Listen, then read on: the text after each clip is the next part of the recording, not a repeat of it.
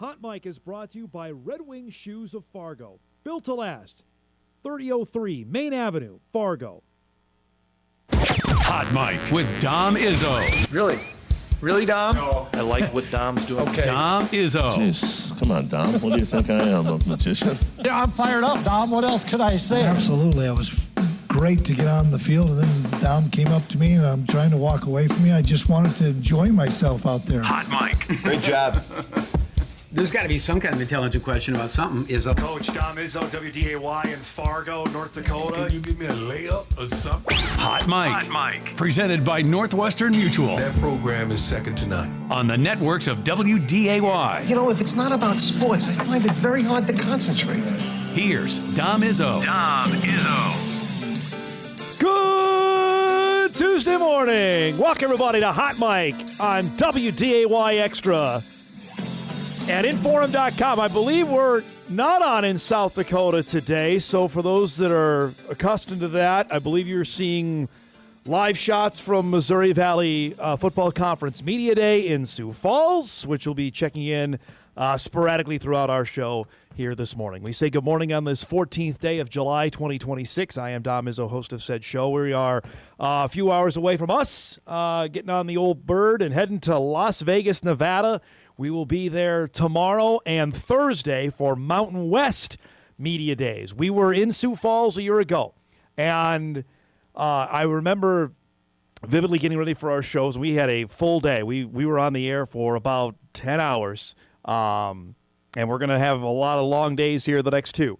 But I was excited that the league was finally doing something to promote itself. It's the best conference in FCS, and to get out there in front of it, to get people hyped about the season rather than just a Zoom call or a teleconference, which we had that for years, and to finally do something in person was great. It lacked a little, and I remember talking about when we got back, and hopefully those notes were used. They have returned to the Sanford Pentagon. If you care to watch, we have a other telecast going on KSFL right now in Sioux Falls with our friends at Sioux Falls Live. I believe our Riley Swenson will be part of our coverage down there as well. He's there today covering things on the news side of things for the University of North Dakota, which the Fighting Hawks have I think a really good chance to win the league. I actually put out, I don't have a ballot for the first time in 16 years, but I put out my preseason ballot this morning to predict what I was going to think would happen with the league, which I think UND will win the league this year. I do. And we'll put that information out a little bit later. But we're going to check in sporadically. Jeff Jackson, the second-year commissioner of the Missouri Valley Football Conference, is set to meet with everybody at 9:15. So we're going to try and get in on that a little bit. And then sporadically through the rest of the show, especially in our second hour, to hear from a variety of coaches. Brock Spack is up about 10:30. Eric Schmidt is supposed to meet on the Zoom about a little after noon, so that'll be after we're off the air. But Dan Jackson is up late in this in the first hour, a little bit into hour two. So we'll check in. But I'm telling you, it's just different, folks. It really is. Just the attention on it, which we used to be a hawk on it. Like, this is exactly what we got to know. Here's who you need to follow. It's just different. I've spent the last week or so getting myself acquainted with all the top players now in the Mountain West Conference who we're going to go interview and you're going to meet over the next couple days. It's just different. Doesn't mean it's bad. It's just different. And it will be that way, I think, for a while. At least for me. I can't speak for anybody else. I only speak for me. I'm seeing old friends' emails today on whether it's the from Craig Haley and the Buck Buchanan preseason award list to the Walter Payton list. It's like, oh, yeah, here we go. And it's like, yeah, I'm not going to be in on that. I'm going to follow on the Heisman this year more closely than I normally do, right? Or the AP Top 25. Those are the ballots we're going to be keeping our eyes on, which just is, again, another part of the wildness of what has surrounded itself here as we're closing in. We're 46 days out from the Bison opener against Jacksonville State. 44 days away from UND's opener. So it's coming, folks. As much as you want to get out there and it's 97 degrees today and who's talking about football, well, we're going to be doing that here over the next little bit, as we do pretty much every day on the show. We got a lot to get to. As I mentioned, we'll check in Sioux Falls throughout our program today. We'll also get you ready for what we got on tap coming up tomorrow and Thursday from Las Vegas. Now, I mentioned before we wrapped up the show yesterday that Monday was probably the slowest sports day of the year. You had the baseball season grind to a halt because we're in the All-Star break.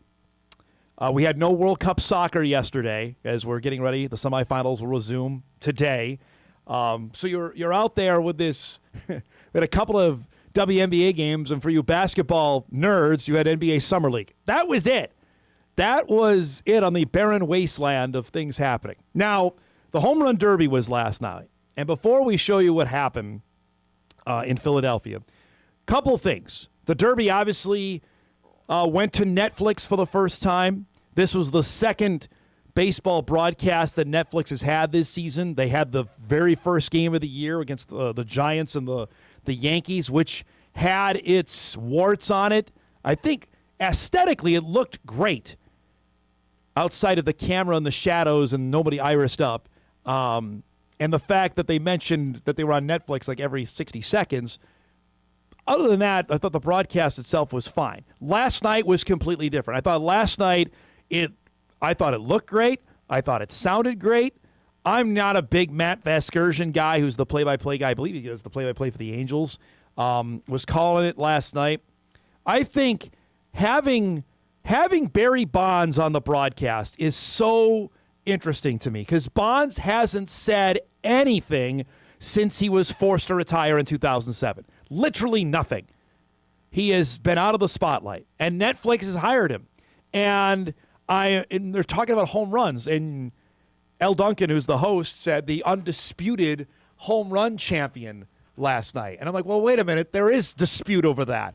There is a lot of dispute because of, obviously, it's been tainted by steroid use that he is not the undisputed home run king in the eyes of some. In the record holder, if you look at the most home runs in the history of baseball, Barry Bonds' name is there. And the single-season home run record, Barry Bonds' name is there. But you have him and Albert Pujols up there. I mean, those two are the greatest players in the history of the game. To have them say something interesting would have been nice. We didn't get that. I thought Anthony Rizzo was really good, and Rizzo's done a nice job transitioning over to the broadcast side. Now, as for the actual competition, this was the first time they changed the rules again. We went through it at the end of the show yesterday. No more clock. No more, you got to hit as many home runs as you can in the amount of time. Instead, you got a certain amount of swings for each round. And it actually produced, I think, a fair amount of drama heading into the final match, which would feature Kyle Schwarber of the Philadelphia Phillies, who he was obviously the big-time hero, and Jordan Walker from the St. Louis Cardinals. And Schwarber put on an absolute show all night. Guy who's in the home run derby for the third time. He's yet to win it. You're figuring, okay, he's in his home stadium and just mashing them. What I appreciate about the broadcast last night is you got to see every home run. He finished his final round with 11. So Walker knew exactly what he had to do. He's got 2 swings left, and if you hit a home run on your last swing, you get another one. So he's got 1 swing left. And you see he's got 8. He's got to do 11. There's number 9, which is an absolute tank shot. Mom and Dad love it, everything. Another one here.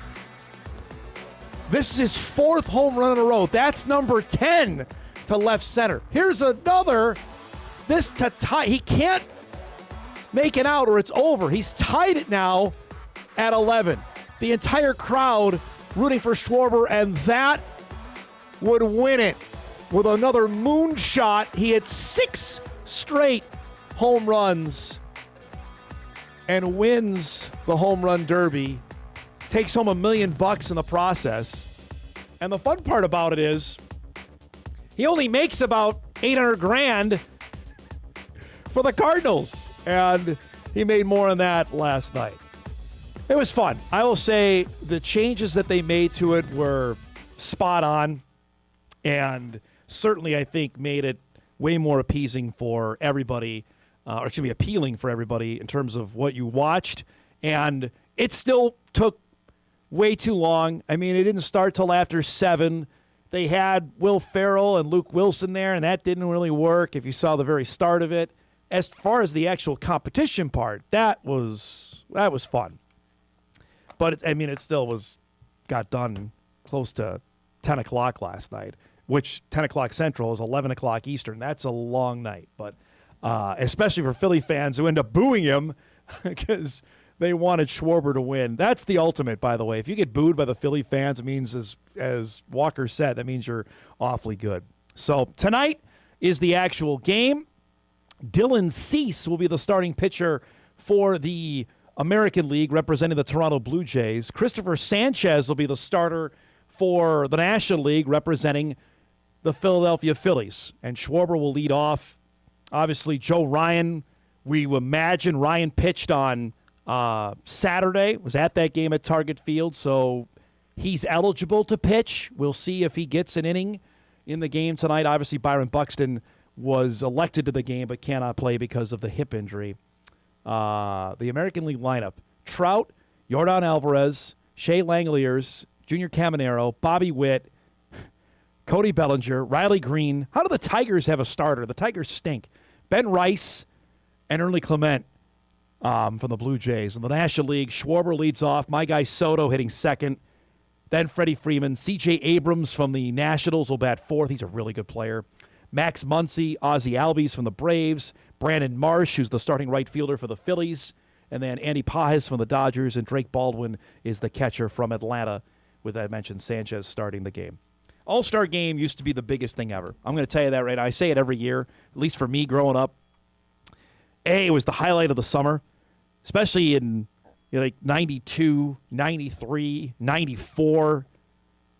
94 especially, because that was the walk-off All-Star Game, and we knew something bad was going to happen with baseball. And obviously the strike came a month later and then wiped everything out.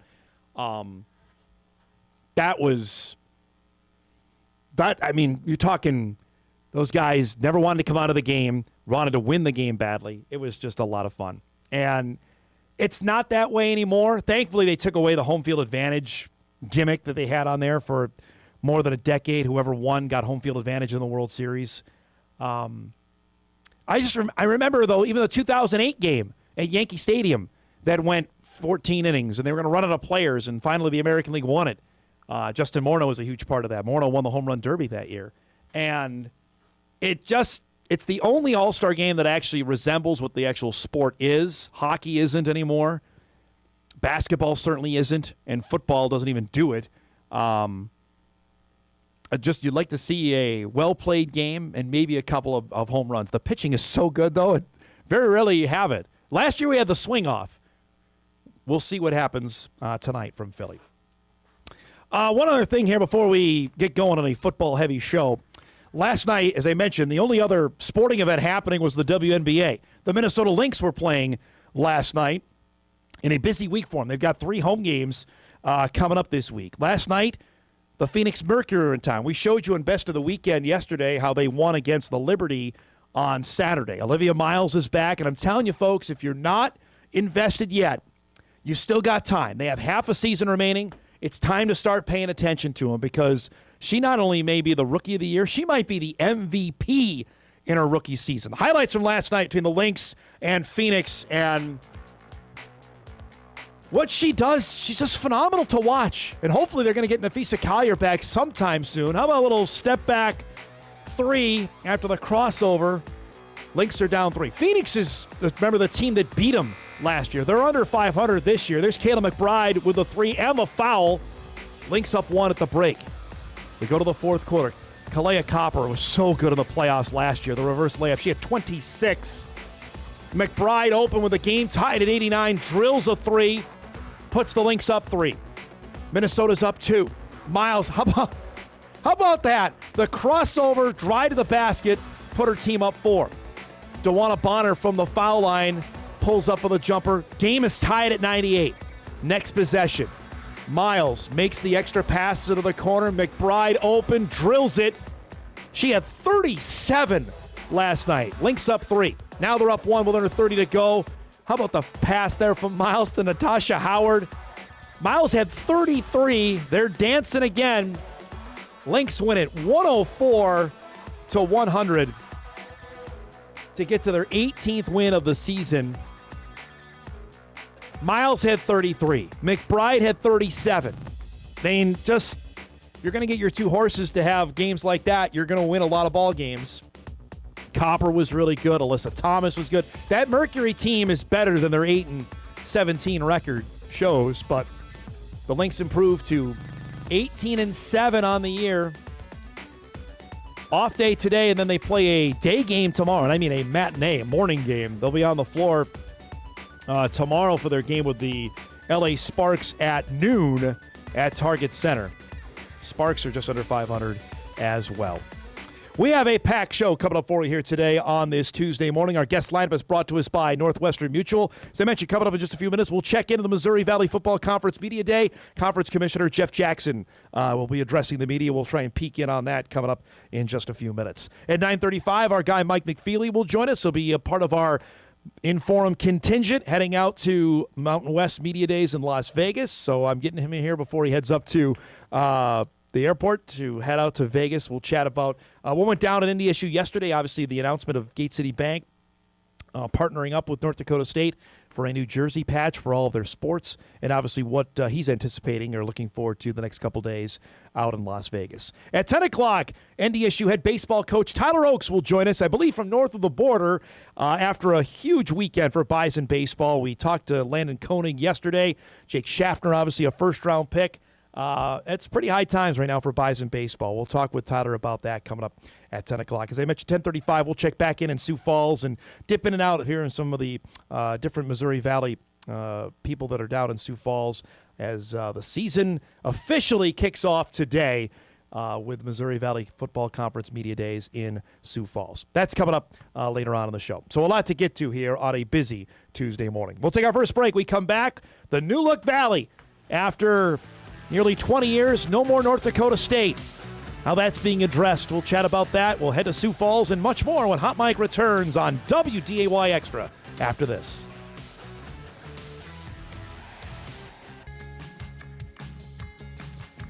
All right, welcome back, everybody.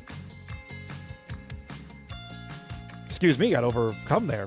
Don't forget, tomorrow we are live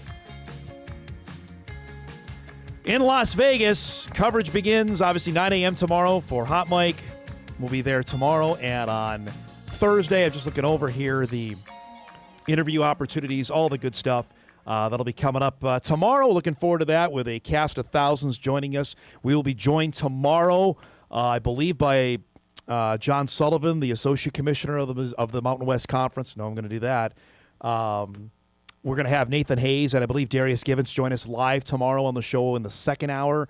On Thursday, Gloria Navarez will be on our program, the commissioner of the Mountain West Conference. I believe we're going to get Tim Polisic as well on Thursday. I know we're going to get Polisic on Thursday. It's the players tomorrow and the coaches go on Thursday. I like that. That's a different change that the league has put in as well. We also going to carry tomorrow during the show, during the second hour. Commissioner Navarez will be addressing the gathered media there. We're going to take that live. That'll start at 10 a.m. Tomorrow. Have to adjust our clocks because we're going to be 2 hours behind. So we're on the air 7 a.m. local, obviously 9 a.m. central. But Commissioner Navarez will be addressing the assembled media at 10. And there's a few questions we're going to have, obviously, when we're there. To me, just about NDSU's expedited entrance into the league. Now the expedited, there's no more transition, that they're immediately eligible for the conference championship, immediately eligible for bowl games. We have not talked to the commissioner since then. I'd like to know, for me, what bowl games that the league is now tied in with. The statement that was put out in April from the college bowl season said that all the previous tie-ins would be honored for this upcoming year, but then the Pac-12, the old Pac-12 schools are going to go to their old bowls, and you've got the new Pac-12. Either way, we just want some clarification, like what bowls are the Mountain West sending their teams to this year? Because now that is relevant. The Poinsettia Bowl, however that comes into fruition, if that's going to involve the Mountain West, like it was initially reported by Brett McMurphy back in March or April, then we'd like to know that. So there's a few of the topics that I have. And then, frankly, the response from the rest of the league to North Dakota State joining. And for me, for the players tomorrow that we're going to visit with, and we're going to visit with a host of really talented players from everybody in the conference, from Hawaii to New Mexico to Nevada to UNLV to San Jose State to Air Force, just about their reaction to NDSU, what they know about the Bison, what they can tell us about the league. They know better than anybody on that, on what can foresee what's going to happen. So that's what's on tap. I mean, honestly, it's live television, so we're going to roll with it as best we can tomorrow and on Thursday. But from everything that the league has been corresponding with us about, it's been top-notch, and I would expect nothing less than that when we're down there. We're still waiting to see if there's any Jeff Jackson availability here. We're at the hands of technology on that. But that is not, at least if it's happening, we're not seeing it right now. I'm not sure if that's on their end. I don't believe it's on ours. So we'll wait and see on what potentially is going on down in Sioux Falls right now. The preseason poll is out. I don't know if our graphic is ready yet. I don't want to jump the gun on it, but for the Missouri Valley. Thanks, guys. And I mentioned this earlier. This is the first time in 16 years I haven't voted on this poll, so it's different. No surprise that South Dakota State was picked first. The Jacks got 28 first-place votes. South Dakota State brings back Chase Mason. Obviously, they bring back their big offensive lineman, left tackle Quentin Christensen. They've got, I think, some questions on defense of what that team is going to look like, but they got the nod. Illinois State was picked second with 3 first-place votes. That, to me, is recency bias.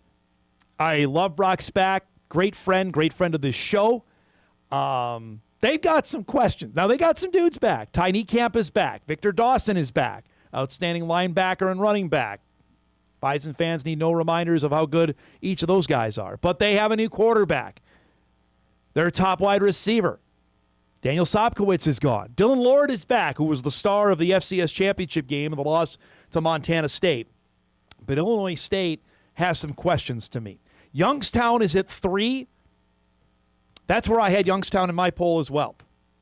I think with Bo Brungard back, there's some unfinished business there. But the Penguins have some question marks as well for this upcoming year. Everybody does, but Youngstown has to feel like they missed an opportunity last year. Youngstown, of course, lost that unbelievable game with Yale at home in the first round of the FCS playoffs.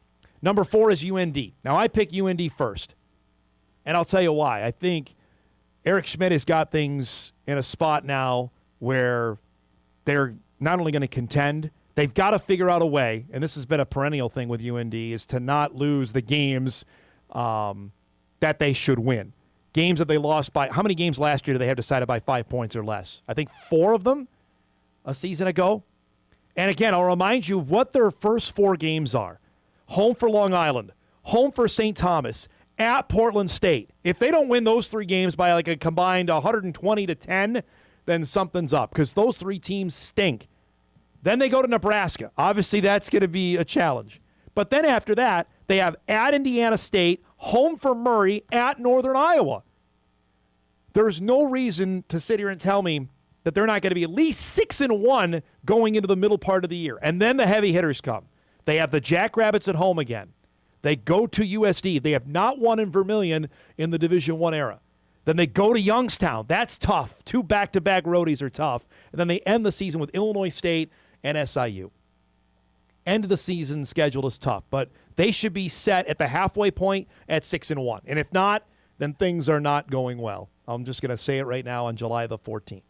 After that, you have South Dakota.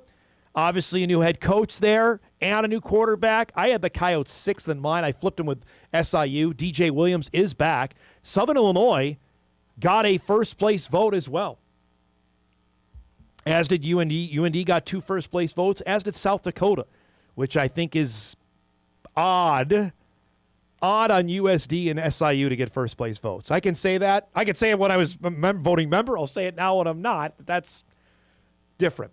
Then you have Northern Iowa, Indiana State, and Murray. And you can probably interchange them. I believe that's exactly what I had in my ballot. Indiana State, of course, had the big win in Brookings last year. It's year 2 for Todd Stepsis at Northern Iowa.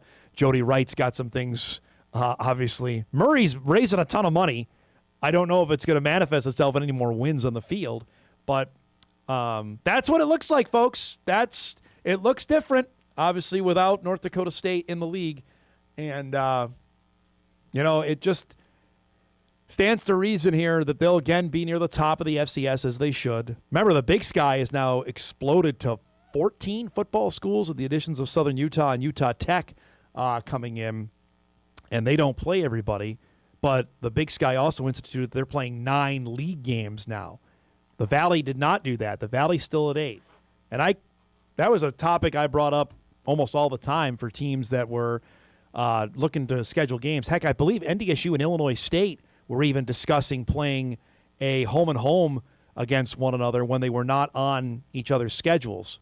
That was prior to Mo State leaving the conference that they were going to do that. Obviously, those plans got scrapped once Mo State departed for Conference USA.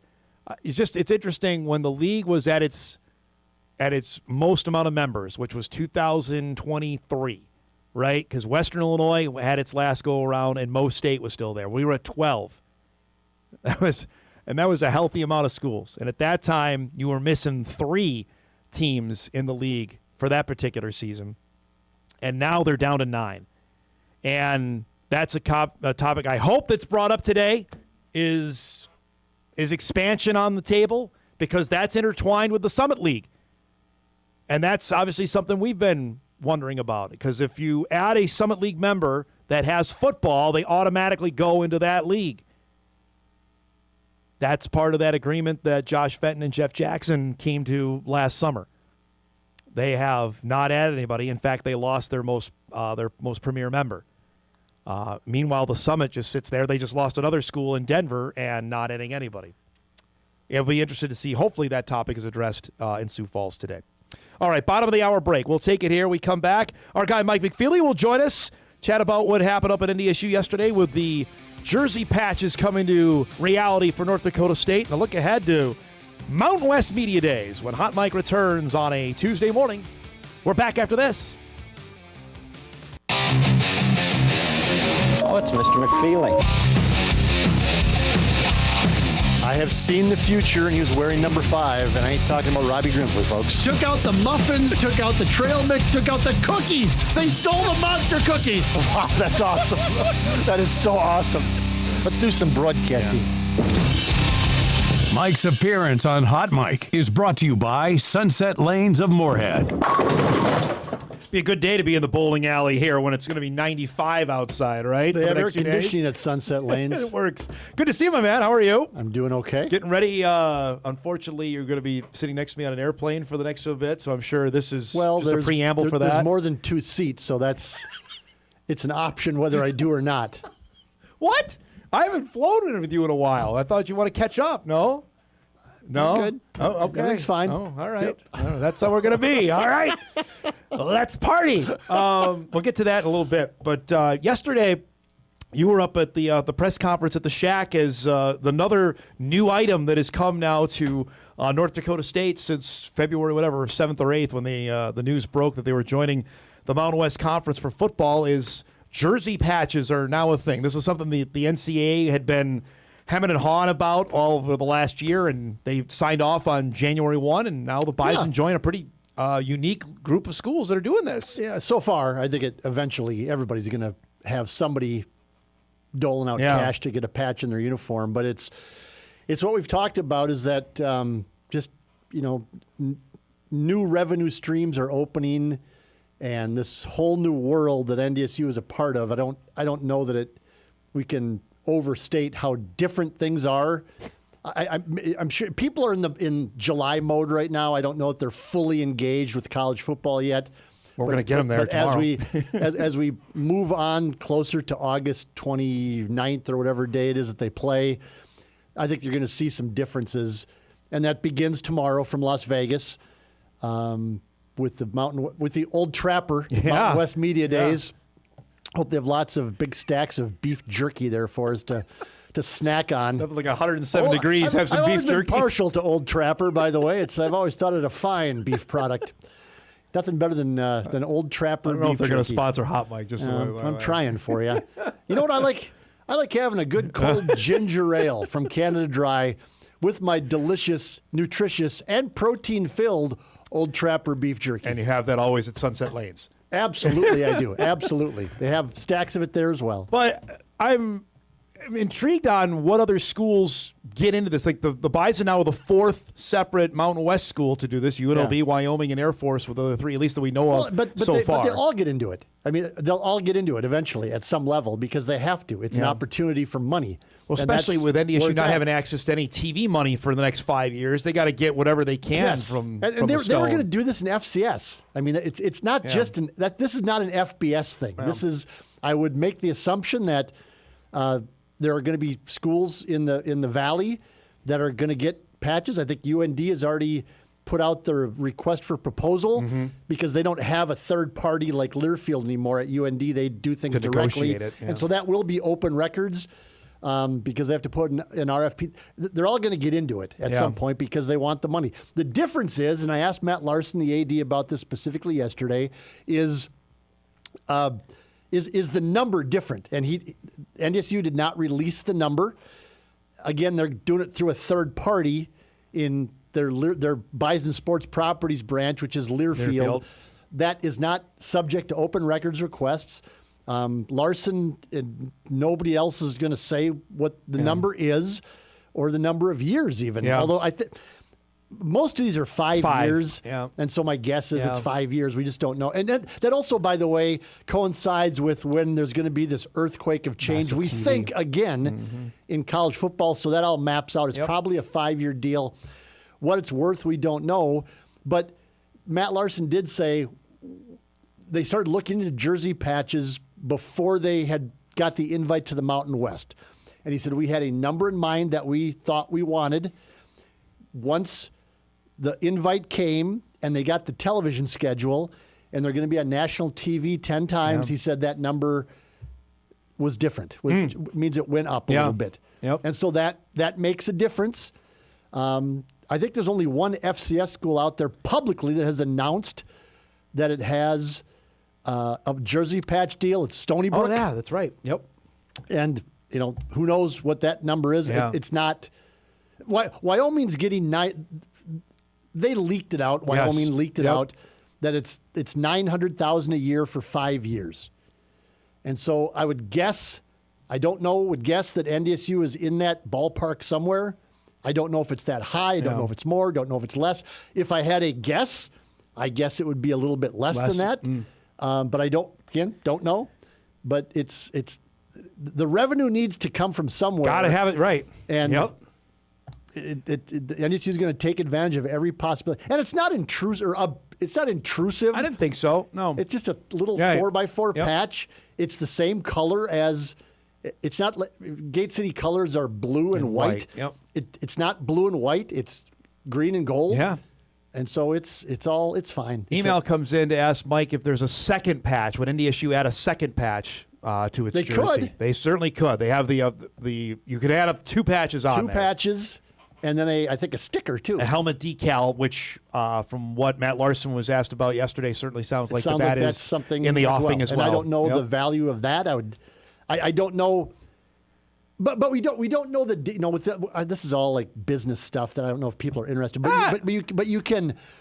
I mean, you have to wonder whether Gate City said, "Well, yeah, we'll do this. Well, we don't want to share. We don't want to have a second." I mean, right. I don't know that to be the case. I don't know that to be the case. But that's certainly their prerogative. Is you want exclusivity. Correct. Right? I mean... And I believe Larson said the exclusive jersey patch of NDSU. I thought he said that when the press conference started yesterday. I did not ask. I wasn't The one thing you did ask, though, which I thought Larson gave an interesting answer, and it was the headline in your column, was that the student-athletes don't want to look like NASCAR jerseys. They don't want to look like how the NASCAR driver suits, which are littered with different sponsorship all over the place. Everything is now. I mean, professional golfers have logoed themselves up. The NBA have jersey patches that are far more noticeable than some of the ones I've seen in college football. And so kudos to the athletes for saying that. And Matt Larson was actually involved in this because he's been on so many different NCAA committees that he was pretty well plugged into what was going on. And so that's it. It's like I said, it's the famous line from The Irishman where Joe Pesci's talking to Robert De Niro, and he says, "It's what it is." In other words, so true. In other words, it's you might not like it that we're going to knock off Jimmy Hoffa, but there's nothing you can do about it, or any of us can do about it, and you're just going to have to learn to accept it. Is this a hot take that you prefer The Irishman over Casino? Because we're going to Vegas. But you reference The Irishman more than I think Casino, so I'm not sure if is that higher on your Scorsese it's list? Pretty good, but it's pretty good. No, I wouldn't have it higher than Casino. No, I don't know. I wasn't ranking them. I just like The Irishman. And you're not planning any trips out to the middle of the desert for the next couple days. If that's the case, that's not good news. Depends how you act on the plane. Mouth will be moderately shut then now, knowing that that has been extended on there. But that's part of the deal now. As you mentioned, get over it. That's kind of where we're at with college sports now. And Matt Larson referenced that yesterday, and I think we all knew this to be true, that fans, it's not just in Fargo, it's not just NDSU, fans were sort of turned off by the idea of paying college athletes and the overt commercialization of college athletics and the transfer portal and all these different things. And Matt said yesterday, I think that our fans now just understand that it's not going away. And so you just have to adjust to what it is. But I can recall, God, was it 2 years ago when the Green and Gold Collective at that time called an emergency meeting at Herd and Horns, and they called in a bunch of high rollers. I was invited to go there and sit in on it. And there was a couple of former Bison football players who were there, who are now boosters and supporters. You wrote about that. Who spoke up and said, I don't like this. I don't know why I have to give money to pay college athletes, because when I played, we just, that's, and at the time I went, well, that's just not what it is. And certainly it's only gotten more exponential since then. And now certainly with NDSU and in FBS football. You don't have to like it. No. And we've talked about this before. Absolutely not. We don't. Correct. Dave Richmond did not like the world that college basketball was becoming, but eventually, through gritted teeth, yes. He looked across the table at Robert De Niro and said, it's what it is. And what ended up happening? You got a Summer League championship out of it, right? And a contract extension. Yeah, exactly. So it ended up worked out well. No doubt. We're due for a break here. Let's take it now. When we come back, we'll look ahead to get Mike's thoughts on what we're going to see out in Vegas, what he's looking forward to story-wise, angle-wise, all that kind of good stuff when we return hour one of Hot Mike after this. All right, welcome back, everybody. We've made it 10 full minutes in a Mike segment, and we haven't talked about the major thing that occurred for you over the weekend, that you dove into college football 27. Well, so here's my, I like to sometimes have bits when I come in, and, I was thinking I should have maybe bought some gold chains and like fake chest hair and had like a silk shirt unbuttoned down to here with those, sunglasses that fade from dark to light at the bottom. So I could look like I'm going to Vegas. No. So I could be that guy. Or my other option, I thought was, remember the Seinfeld episode where Jerry slammed the guy's thumb in the trunk? I could have come in with 2 casts on my thumbs, not because Jerry Seinfeld slammed them in a trunk, but because I've been sitting on my rear end all weekend playing the college football 27 video game because it was 2,000 degrees outside. And my dogs and myself didn't want to go outside. And secondly, I had to check it out to write a cheapo column out of it. Larson even gave you a shot. How about that? How about that? Huh? All right, so you're not a video game guy, I would assume. No. I have not played any video games in 30 years. So what's for the uninitiated? Is it cool? How does it look? All that stuff. As I said in my column, let's put it this way, okay? So Emma, our daughter, she's a gamer. She has the PlayStation system. I don't mean like one of these people who are in their basement for 27 hours, but she has like games. Like the guy Sam talked to on Friday. Right, yeah, but she has the system and she plays some games. So she brought that over to her house. I had her buy the game on my credit card. Work credit card? And when she left on Sunday, she took the game. Oh. But anyway, be that as it may. So she sets me up. I go, okay, she goes to work or whatever she's doing. I start playing, and this is the God's honest truth, okay? I think it was Wyoming was the team that I was playing. Oh, okay. It's in total freshman exhibition mode. The kickoff comes, and Jackson Williams, I was NDSU, the team I was playing was Wyoming. Jackson Williams catches it. And I go, okay. So I hit the joystick thing, and Jackson Williams runs backwards and gets tackled in the end zone for a safety. And I'm going, well, what in the HE double hockey stick? So the whole first quarter, first half of this game, that my guys are going in the wrong direction. I'm going, well, why do I have to press backwards to make them go forward? It's so stupid. Gets to halftime, I'm done. Set it down. I'm sitting there and I go, oh, wait a second here. I pick up the controller. I had it backwards. It's shaped like a spaceship with wings almost. I had it pointed the wrong way because I thought the pointy things went at the game. The pointy things go Come at towards me. you. Oh, all right. So once After I got that? that figured out, after that, Domination. I tweeted out. I said, anybody, high school, college in the area looking for an offensive consultant, I'm your guy. You're the guy now? Because if you saw Nathan Hayes hit Mackay Collins on a seam route, and I hit him in stride after setting up the stinking Cowboys by running it up the gut 3 times in a row, and then play action, go down the seam, touchdown. If your guys can find that tweet of my throw. This is your dream, because I've sat next to you for so many football games, and you look at me and go, why are they running? Why are they doing this play? Look at this play call on the screen. Look at the throw. It is fantastic.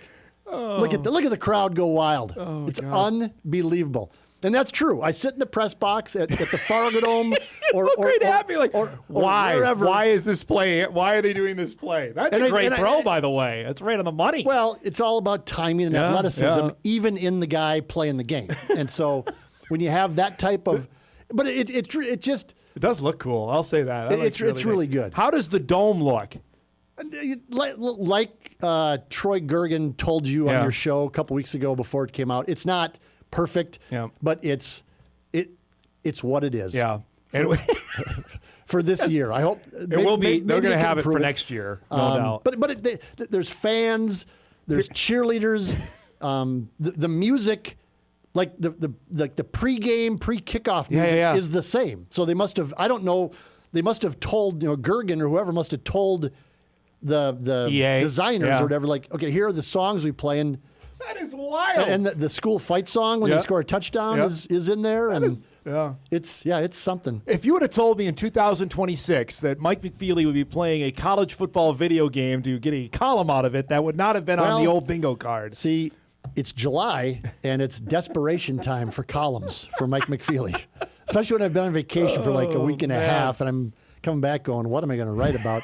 Hey, it's a video game. Whatever. Look at that throw. To the monetary part of it, to loop in what we were talking about in the first hour, how big a thing is this going to be for NDSU? Oh, I don't know that it's going to be a major moneymaker. I think a guy hopefully we'll get to meet out in Las Vegas, Chris Murray from Nevada Sportsnet. He opened records Nevada's EA Sports check, and it was like $50,000, wasn't it? 47,000 or something, and somebody else did it as well. The Wyoming beat writer Alex Taylor did it. I think that was 155 over 2 years. So it's $75,000 a year. We know that Missouri State got 100. Was it 100 and something? I think Wyatt said it was like 150. I want to say it was up there. So anyway, granted, they were one of the new teams, right? You would think that, but it all depends on how many people are buying the game, right? And well, the fact you were writing about microtransactions. Yeah, how about that? I just go, what is this? But they reversed it on your column. Your column came out later. EA reversed it. Well, it's the power of the pen. Exactly. They know Truth can't be controversial. No, right? No. So yeah, it's a cool thing. Oh man, I've had my fill of it. Are you done? Well, I think I still have to play Matt Kearney from from Nate Rapid Brown's City, radio from Rapid show City? from Rapid. Okay. He challenged me to a Really? game. So we'll have to figure out how to do it. And I'm going to get routed because the thing is that with me being a near 60-year-old guy that hasn't played a video game in 40 some years, and I just don't care. Yes. It's just not it's not your jam. It's not my world. Yep. I mean, the level of things you can do in this game is absolutely astounding. Yeah. And I scratched less than 1% of it. It's incredible. So Oh man. Last thing, give me one or two storylines that you are pursuing when we're out in Vegas. for the I want to hear what days. Gloria Navarez has to say about the state of the Mountain West. I think she's going to give a state of the conference address to begin things.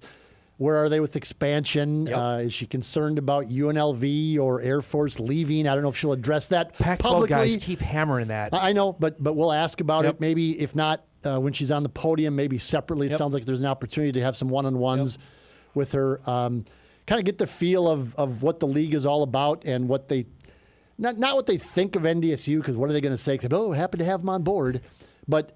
Kind of see what Jason Eckcast, he knows NDSU really well. Jeff Choate knows NDSU very well. Choate knows NDSU very well. And then talk to some of the players and the athletes and just, they're not going to say anything about, they don't know anything about NDSU. No. The same way that we or NDSU doesn't know anything about the players on New Mexico. We just don't. I am interested in the FCS angle. I know you're rolling your eyes at me that you're done with FCS, but the amount of FCS guys in the league that are really good players that came from FCS schools. That to me is but we knew that. line. I mean, but we knew that. Yeah, we haven't introduced the players yet. They don't know some of these guys. Some we do. But we knew that FCS players can play in certainly group. They can play in Power 4 league. So why couldn't they play in a group of 6 league?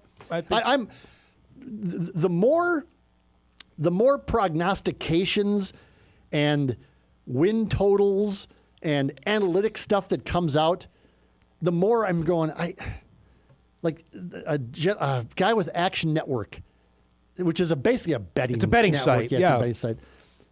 What's the heck's his name? Collins, Jason Collins, something like that. Shane Collins. I don't know him, but like he has NDSU's conference. Colin Wilson. Colin Wilson, whatever. Collins, Wilson, Collins. Go ahead. So finish your point.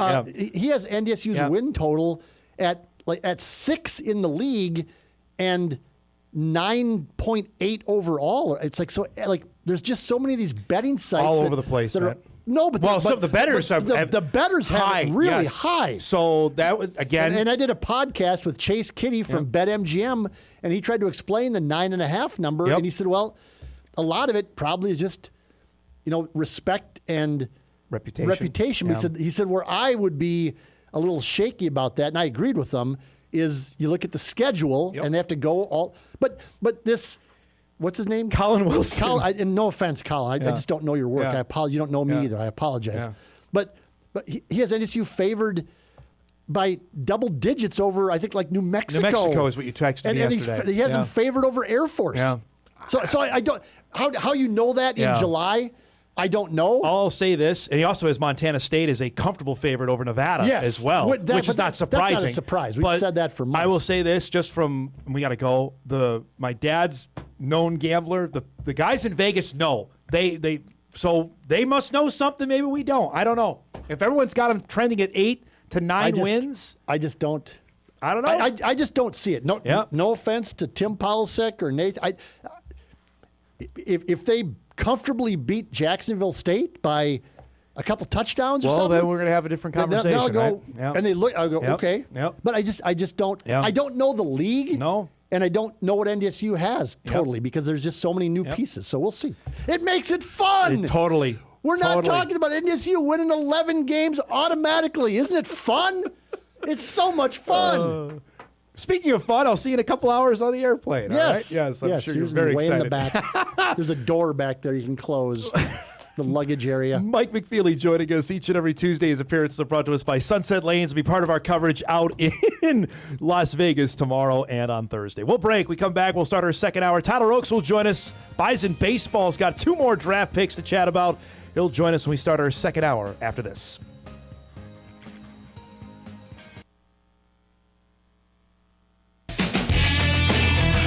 This is Hot Mike with Dom Izzo, presented by Northwestern Mutual. All right, welcome back, everybody.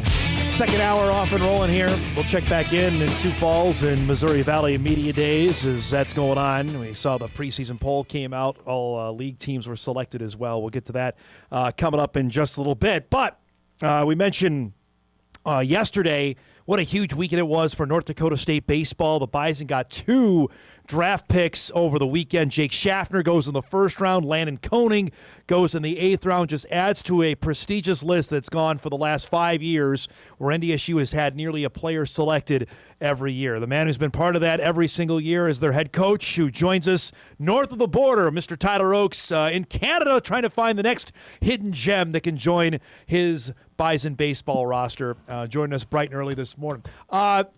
You've got hidden gems out of there, so I don't want to give away your locale, but tell me about being on the road and guys out of Canada that have come and been really good for you. Yeah, this probably got to be a first for your show, I would assume, at a recruiting event, nonetheless, in Canada, too. But no, it's been a good little area for us where we kind of joke, but it is true, too, where it's the only people we can tell to come south to play or come south to play baseball. And so it's been a good fit, and we have quite a few connections from all over Canada, and there's some really good players there too, and it seems to be a good fit for a lot of guys that have come down and played for us. Well, Dante Smith is one of them. I remember talking to him about it a couple years ago, an outfielder who's from Ontario, if I remember correctly, that I think he said the same thing, that there's one of the few places to come south was to come to Fargo and come to NDSU. Yeah, it's we got to use that to our advantage whenever we can because we can't use it very often. But no, I've been fortunate enough to make some connections throughout my time coaching, and now I think especially with the transfer portal and everything, and kids wanting to commit earlier and earlier, there's a lot of guys that are maybe more late bloomers in Canada, and guys that we can kind of go see and take our time with versus kind of in the rat race of the recruiting world too. So it's worked out well for us. One of my favorite Canadians was a signed recruit for you that never played, is Jonah Tong. Can you tell us his recruiting story and how close you were to actually getting him on campus? Now he's a pitcher with the Mets.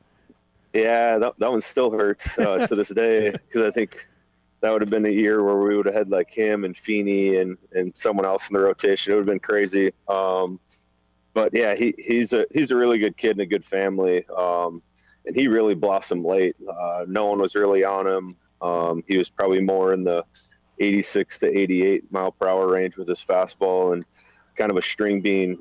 Needed to add weight and did a good job of continuing to work on his frame. And we got him to.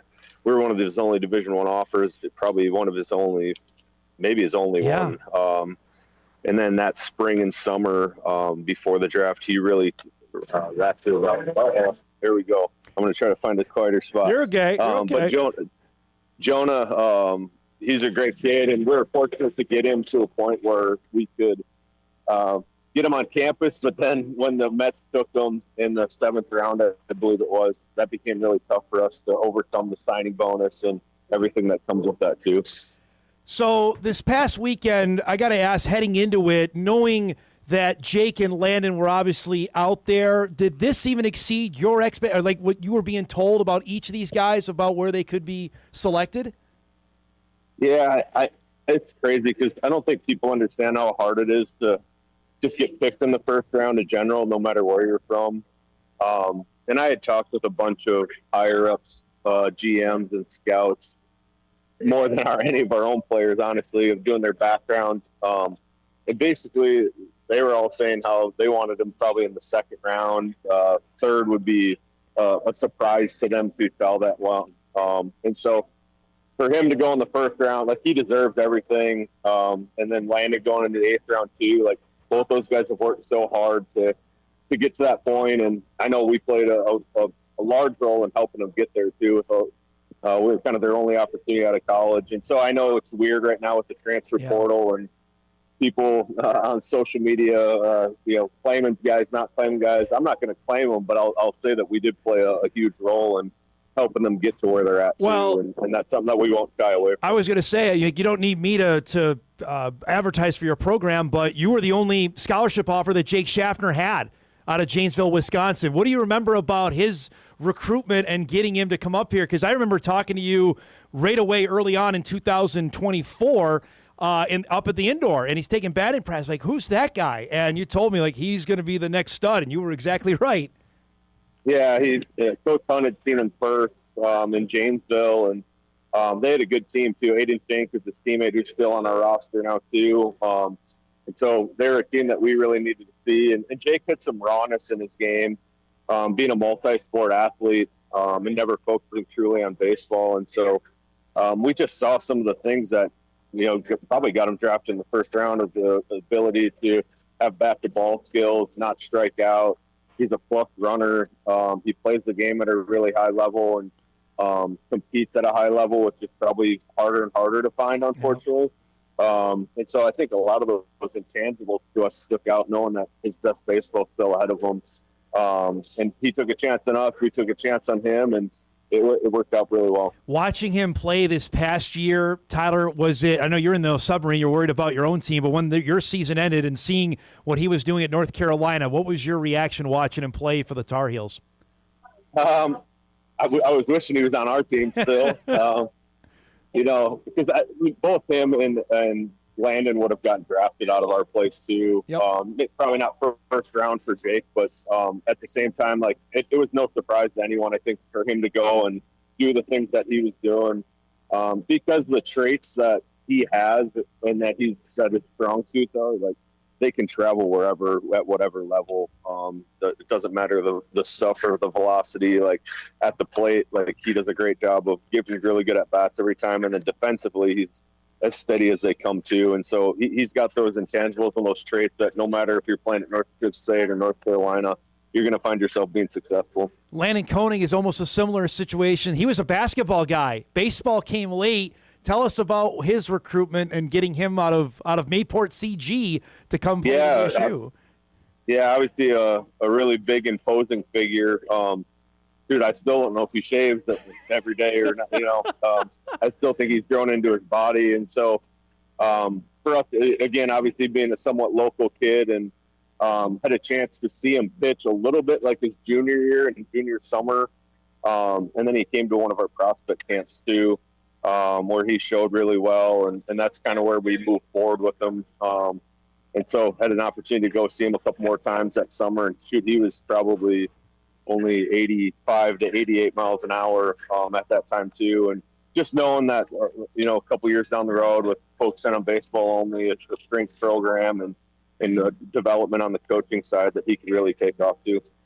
The fact that he was throwing, I think, low 90s for you, then he got right into the mid 90s. Is that about what he was doing at Ole Miss, is what he told me yesterday? Yeah. I think, he was his freshman year, like 88 to 91 probably. Did a good job working over the summer. And that's where I know he probably wasn't thrilled about the not being in the starting rotation, but we knew what everyone else has continued to do too. It's his stuff in the bullpen playing extremely well, where he can ramp it up to 94, 96 and touching 97, 98 and facing hitters maybe once through the lineup and not exposing his stuff and going to let it buck. So I think he's found a niche there. I hope he's kind of bought into that now too, like, hey, this is your path to get into the big leagues. And so I think for him, it's the sky's still the limit for him. He's going to continue to work hard and has a real chance if he can figure some things out here. I want to list off some names here. You've been the head coach or assistant head coach over the last 5 years. Bennett Hostetler, Jonah Tong, Cade Feeney, Carson Jacobs, Joey Danielson, Tyson Moran, Jake Schaffner. Either all played or signed with NDSU since you've been a part of that. That's a recruiting billboard for you, right?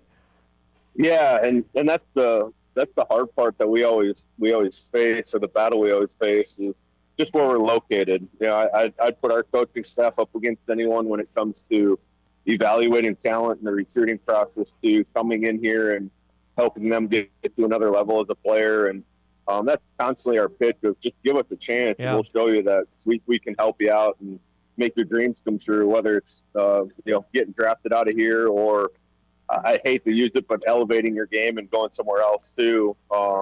And so, you look at a lot of the guys that did end up leaving on that 25 team. Some of them did great. Some of them were just okay. And I think that's what you're going to find year in and year out. But for us, we just need to keep finding the right people that we know we're not going to get the finished products, but that's okay with us because of our ability to help develop. And then we have all the facilities and resources here too. When we get people on campus, it really opens a lot of people's eyes to what we have and what we have access to as a baseball program. A couple minutes left here with Tyler Oakes joining us in Canada at a recruiting baseball tournament up there. I have not had a chance to talk to you. We had Andy Young on the show a couple weeks ago. Tell us about how all this came together to get the former West Fargo standout on your coaching staff.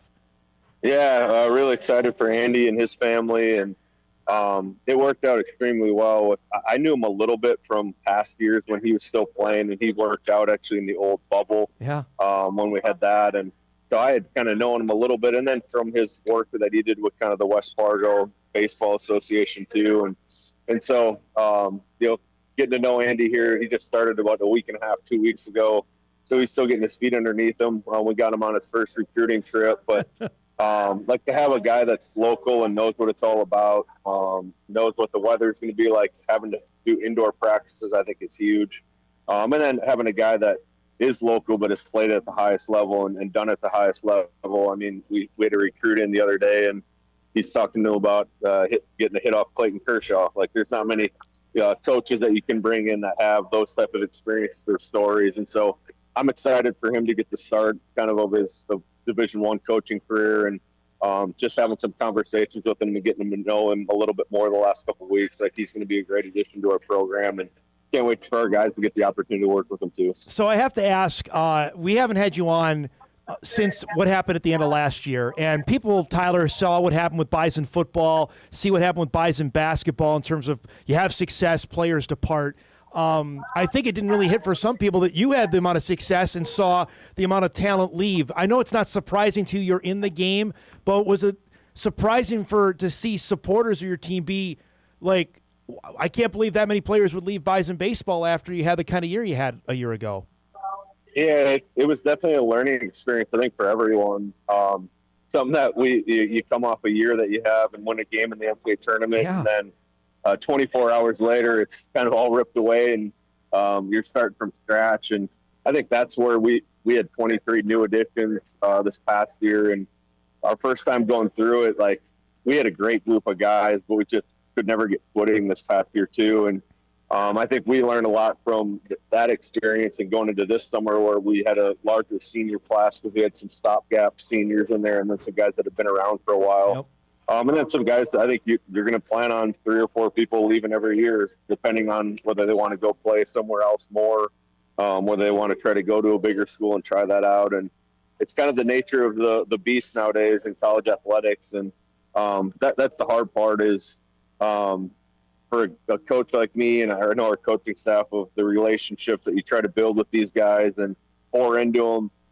You almost kind of feel like a junior college at times, but at the same time, you try to see examples like Schaffner and Koenig and some of these other guys moving forward that we're finding the right people, and we'll continue to find the right people and try to keep moving this thing forward too. 2 last things, I promise. You have an update on Parker Pitts? I know he got back and and had to leave late in the year. What's his health status at right now? Yeah, he had a internal brace basically. So he had another version of Tommy John surgery just a couple weeks ago. So he got a bunch of different opinions to see what the right move is, and so he's kind of in a weird spot right now because his name would have been called too. Yes. Earlier this week, and I think that's the hard part for him. Is I feel terrible for him because of the work ethic and what he's a Bison through and through. Like, he had his chances to leave too, and he chose to stay and was putting together a really good year for us. And honestly, that was probably the the more end of our season when Yes. he got hurt. Yep.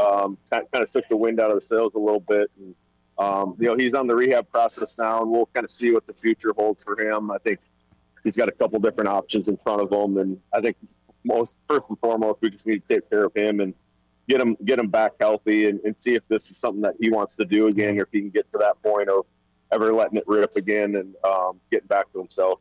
Last thing, I sent you, when I was in Nashville, I sent you a photo. I was right by Vanderbilt Stadium. You got something cooking for another big-time opponent in 2027? We're working on it, but yeah, it'll we got another good schedule this upcoming year, and that's something that we try to pride ourselves on too, of not being afraid to play anyone, anytime, anywhere, and trying to continue to break down the stereotype of where we're located and show people that we have talented guys that can play with anyone. And yeah, our record might look ugly at times, but at the same time, we've been competitive. We won a game at Vandy. Like this upcoming year, I probably can't say the opponents yet with contracts, but I think 5 of the 6 were NCAA tournament teams, Nice. World Series teams, super regional teams. So like it'll be another heavy hitting schedule. Maybe.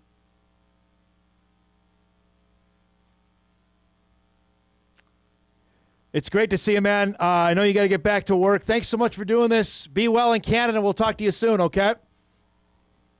There he goes. Tyler Oakes joining us. That was perfect there. Up in Canada.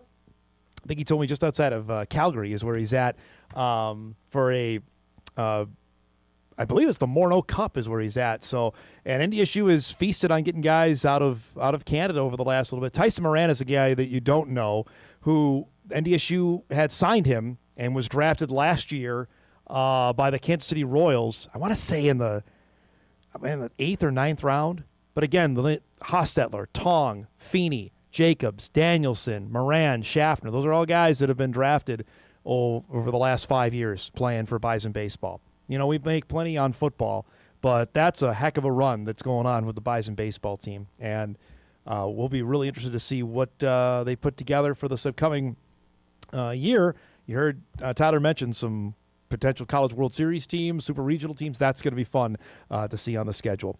All right, we're overdue for a break. Let's get caught up here. We'll check back in. Hopefully we can, if the technology is working, down in Sioux Falls and Missouri Valley Football Conference Media Days and a few other topics we want to get to before we got to get out of here for Las Vegas. Hot Mike back after this. All right, welcome back, everybody. All right, thanks to Tyler Oakes for giving us a few minutes there. Chatting some Bison baseball with, again, the amount of talent that's coming through will be awfully impressive to see what they do. I'm really interested to see how Andy Young works out as well. Andy's a friend of ours. We've had on the show quite a few times, and now I know Sam interviewed him when I was on vacation a couple weeks ago on taking over as an assistant coach after Brandon Hunt left after a few years, and Brandon did a heck of a job with NDSU baseball. A couple of scheduling notes basketball-wise. We're in that time of the year now. Obviously, we're getting ready for football, but for college basketball, we start getting schedule leaks or at least full non-conference schedules coming out. Unfortunately for us that cover the Summit League, we are left with the scraps of any other press releases that come out involving said schools. Because right now, I can tell you for all the Dakota schools, they are maybe banging their heads against the walls, maybe too strong a term, but they have to find 2 more games because of Denver's departure for the West Coast Conference, meaning now that teams have to find 2 games that they were already guaranteed to play because of being in the league. Now they are gone. So for the Bison men, we know 4 dates so far. The Bison men will host Cal State Bakersfield on November the 15th. That's a Sunday. That's a payback game from last year. The Bison went to Bakersfield, you remember. They won out there. They have a game at Washington State on December the 6th. That's another Sunday. That's the start of a home-and-home. Washington State will be coming to Fargo in the 27-28 season.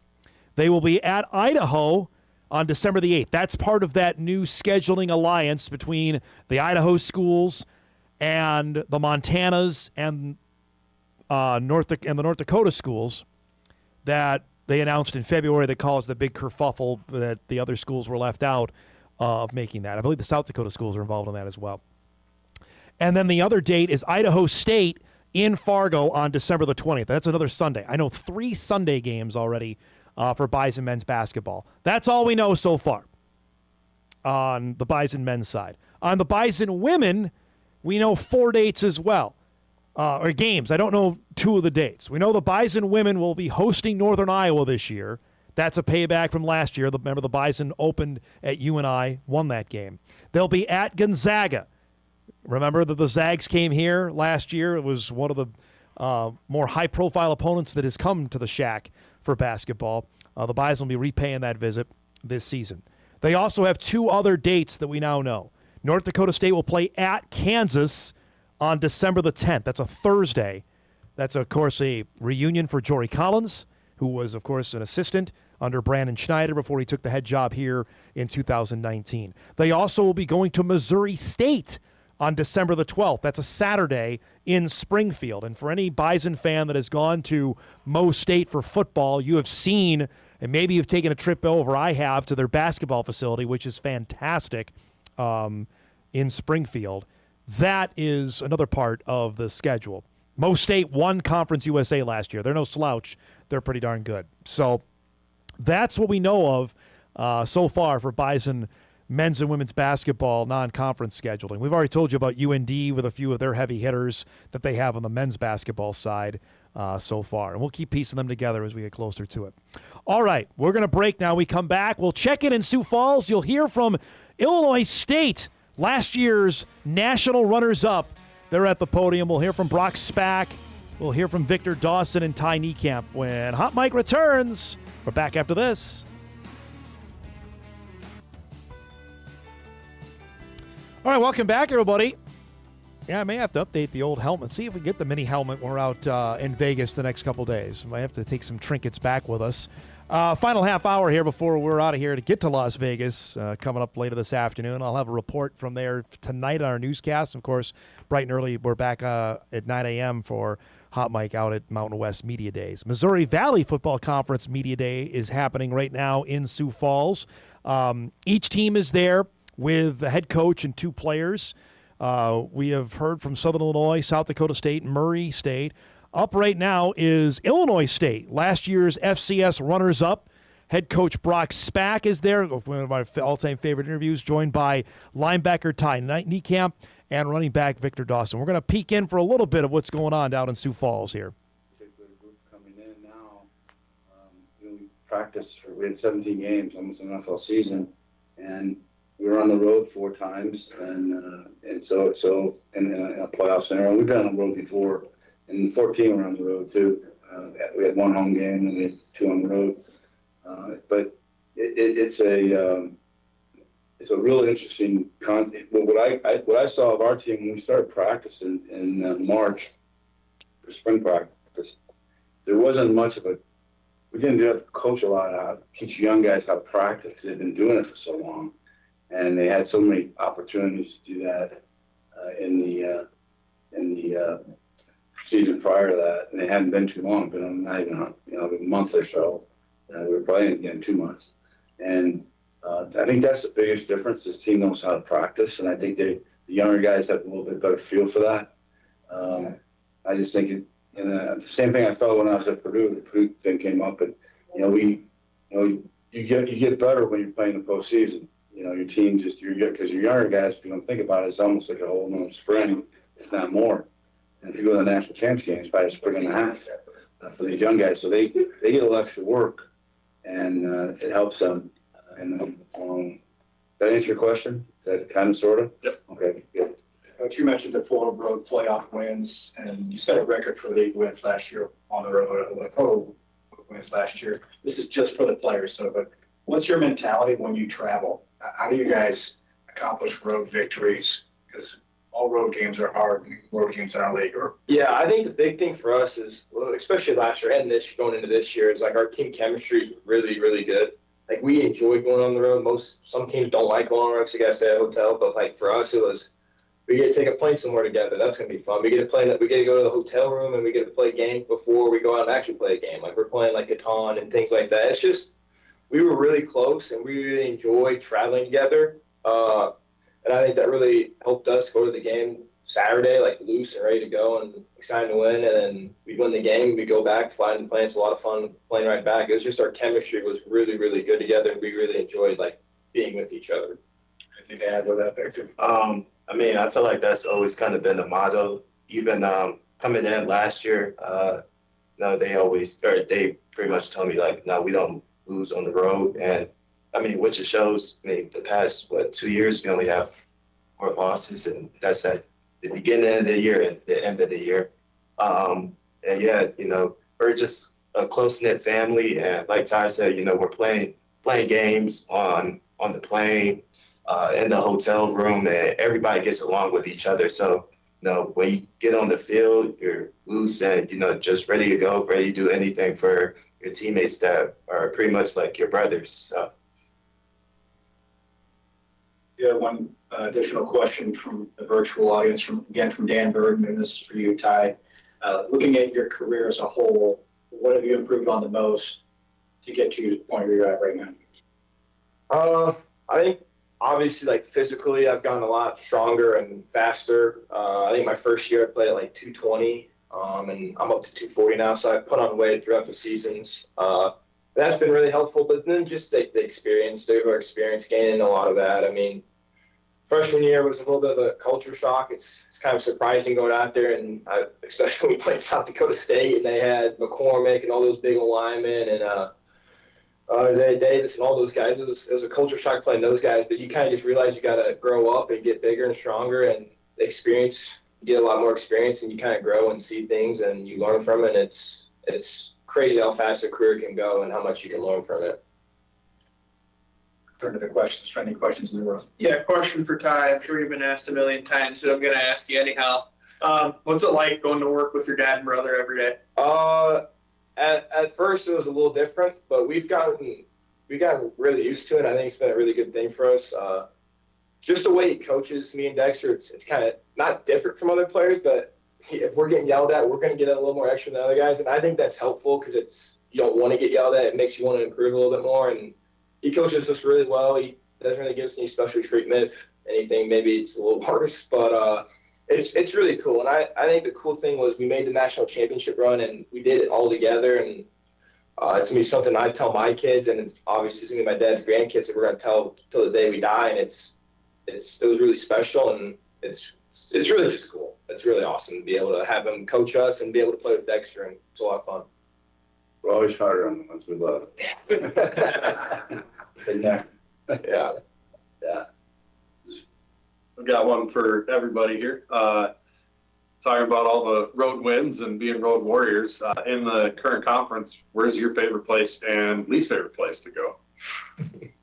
Oh, we can't say least, can we? Just be travel, right? The travel's terrible. I don't know. That's a good question. I really enjoy going on the road. That really isn't bad. South Dakota State's fun. Yeah. North Dakota's fun. Youngstown State, I think, is pretty fun. I think South Dakota. I like staying down in Sioux City. That's a cool place. Yeah. That's really anywhere you get to take a plane is fun. Yeah. Yeah. They're all fun. During the national championship playoff run, who was your playing buddy? Mason Kaplan.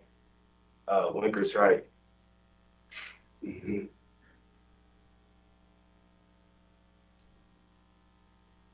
You like Sioux City for the casinos, coach? Wives do that. We kind of make that wives trip a lot of times, and then wives like going over the casinos. Make sure you get out of there. You got 1 hour. Get out. Yeah. So, Just a reminder for the virtual audience, if you do have a question, just type it in the chat for Coach or to student athletes. Well, the MDSC continues to be one of the strongest conferences in the nation at the FCS level.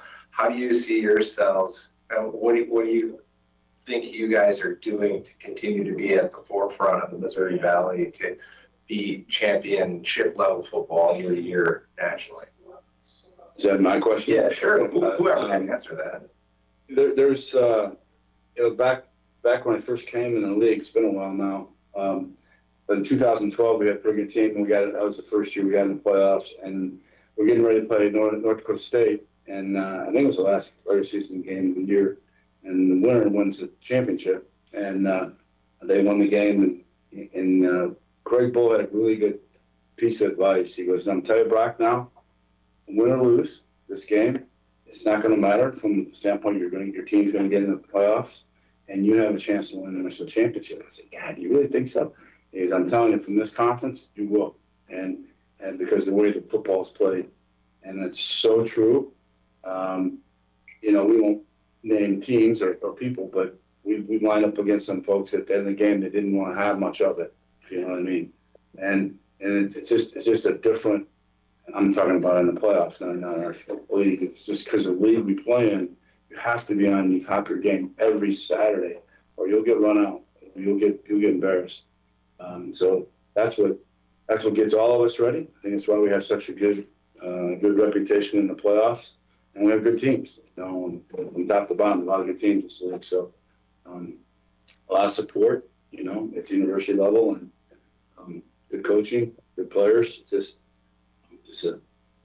think the league gets you ready for that more than anything else. But we kind of recruit our kind of guy. We don't really listen to all the pundits, because we got used to that when I was at Purdue, because we had to beat Ohio State, Michigan, Penn State, Notre Dame in recruiting, which you don't happen very often.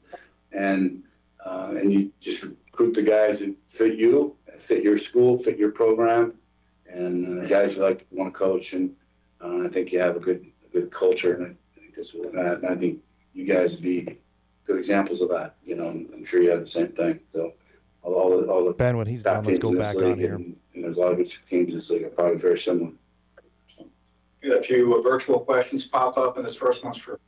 All right, so there's part of our guy Brock Spack and Illinois State. I mean, again, you have to remember, they played 7, and Brock will never shy away. There's 3 things you can count on in a Brock Spack interview or press conference. He's going to mention Purdue. He did. He's going to mention Drew Brees. I don't know if we caught that or not. And he's going to talk about playing on the road. And I know he did that, certainly. He can dine out forever on that win in Fargo. Absolutely forever. I know he wants that national championship, but he can dine out on beating the Bison in their last FCS game for the rest of his career. Now, if I was there, I would have asked him, why did you schedule an NAIA team to start the year? We hammered that last week when that came out. They're going to start the year with St. Francis out of Illinois on August the 29th. That's their opener. They do play all the other directional Illinois schools. They play at Western Illinois. That's a rivalry game that goes back 100 years. The FBS game is at Northern Illinois. So we'll get a look at how they match up against a Mountain West team now. Remember, Northern Illinois is a member of the Mountain West. That's a question I'm going to have for Rob Harley on Thursday, is about matching up with a really good FCS team. They host Eastern Illinois, which is, again, that's a rivalry series that's played for better part of 8 decades, I want to say. Then their Valley schedule, they go to Northern Iowa, they go to SIU, they come to Grand Forks. That will be a challenge. And then they go to Youngstown. And remember, they lost to Youngstown State a year ago. Their home games, the Jackrabbits, Indiana State, Murray, and South Dakota. Remember now, with 9 teams, everybody's playing everybody. You don't miss anyone on the schedule anymore. That used to be the case where, all right, well, Murray's not on the Bison schedule this year. Or who's not... Indiana State isn't playing the Jackrabbits. That's not the case now. With just 9 teams, everybody's going to play everyone. So now, to me, it matters when you catch them. Like for UND, we talked about their schedule early on in the show. They are backloaded. They have the best teams in the league, presumably, going to be at the last 5 weeks of their season. Illinois State, it's kind of scattered about of when they're playing. I'm curious on who their quarterback is going to be, and I'm curious how they deal with expectations. Typically, they have not followed up great seasons with another great one. That's the question I have for them heading into this season. If you want to catch more of this, it's available on Sioux Falls Live, KSFL, for those of us down in South Dakota. You can check out their coverage. They're going to be on most of the day with live coverage out of the Pentagon. Still to come with Eric Schmidt and a bunch of other guests as well. Matt Bitsoon, the head coach of South Dakota, all that coming up later on. And we'll have reports on that in our news tonight at 6 and 10 out of Sioux Falls, focusing on UND and expectations for them. should be sky high for 2026. We'll take our final break. We come back. We'll put a bow on things. We'll get you ready for a decent sports day and a look ahead at what we got planned tomorrow from Las Vegas. Hot Mike wraps on WDAY Extra right after this. All right, wrapping things up here on this Tuesday morning. Tomorrow, as I mentioned, make sure you join us live in Las Vegas. We'll be there both tomorrow and on Thursday for our coverage. Looking forward to that with a host of guests that we'll have lined up for you. Tomorrow we will hear from the Bison players will be on the show. Nathan Hayes, Darius Givens, Keenan Wilson is joined out there. Griffin Empey will all be part of our broadcast for Hot Mike tomorrow. We'll also have the commissioner's address to the assembled media out there. They'll be part of our show. We'll also be streaming afterwards as well. So if you don't catch Hot Mike live, obviously you can always go back and watch it on WDAY Plus, Inforum. We'll also be streaming throughout the day at Inforum.com with a variety of interviews that we have lined up throughout the day with a bunch of different players, not just North Dakota State players, but Hawaii player. Mike Alejado, the quarterback of Hawaii, going to join us. Jackson Eck, standout linebacker from New Mexico, is scheduled to join us. Jack Lang, the quarterback from New Mexico. Jaden Thomas, the outstanding running back from UNLV. You're going to meet all these players for the first time on our airwaves tomorrow. We're looking forward to that as part of our coverage. And then Thursday when we're out there, that's the Coach's Day. So from Jason Eck, you'll hear from Jeff Choate, Dan Mullen. Think Dan Mullen going to be on our show? Come on. That's pretty darn cool. So that is part of what we got in the works here over the next couple of days. Obviously, we'll have plenty of news coverage as well. So if you miss Hot Mike and looking for more or looking for anything, we'll have it on our newscast both Wednesday, Thursday. I'm sure we'll have something Friday. And obviously, when we're back here in studio Friday, we'll put a bow on things and wrap it up. And then we're off and rolling. Because then after that, I'm telling you, folks, Saturday will be 6 weeks out from the opener. Now it's real. I think it's certainly going to be real when we get there later today and start experiencing what's going to happen. And it's hard not to get kind of like big-eyed about everything, you know? Like, all right, this is still, we're working here. This is the new norm for us, that we're the new kids at school. It's got to be interesting about that. It's been a while since I had that feeling, because going to covering anything in the Missouri Valley, it felt old is not the right term. You felt you knew where you were going. Like I knew where to go in Brookings. I know exactly where to go in Normal. I know right where to put my things in Vermilion. Or you know what I mean? Here, all new. I don't know anywhere to go. I've been to Laramie once, and the Bison aren't even going there. Right? I've been to Allegiant Stadium. We were there a couple years ago for Big 12 Media Day, so I know that a little bit. But that's going to be new when we go to UNLV. I don't know. Hawaii, the whole deal. San Jose State, New Mexico, Air Force, the whole 9 yards. It's going to be just a brand new experience. And we're excited to bring it to you and show it to you starting later tonight on our newscast and obviously tomorrow and Thursday here on the big show. So stay tuned to our social media feeds as well. We'll put out all of our guests and who's slated to join us over the next couple days. Looking forward to that. All right, let's do some What to Watch before we get out of here.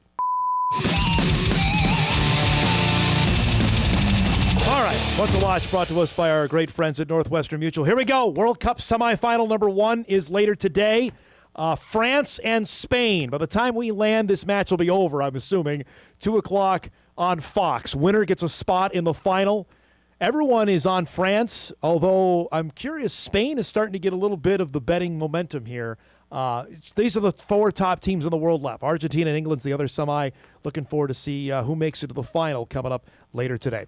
The Baseball All-Star Game is tonight. We gave you the lineups and the starting pitchers earlier in the show. 7 o'clock on Fox with Joe Davis and John Smoltz on the call. In Philadelphia, it'll be a great scene. Citizens Bank Park is one of my favorite baseball stadiums out there. Try the crab fries out beyond right field. They are tremendous. Looking forward to see how everyone fares tonight. See if Joe Ryan gets in the game, 7 o'clock on Fox. If you're looking to see the number 1 pick in the draft, AJ DeBonsta for Washington, for the Wizards. This might be the first time ever the Wizards and Bulls has been used on What to Watch. That's on Amazon Prime tonight at 7 o'clock. Our thanks to our guests today, to Mike McFeely and to Tyler Oakes, and to making our technology happen out of Sioux Falls, out of the Missouri Valley conference media days. You missed any of that, we'll podcast it later today at Inforum.com. You can watch a full replay of our show on WDAY+. Thanks so much for joining us, everybody. We will see you tomorrow from Las Vegas. We'll see you then.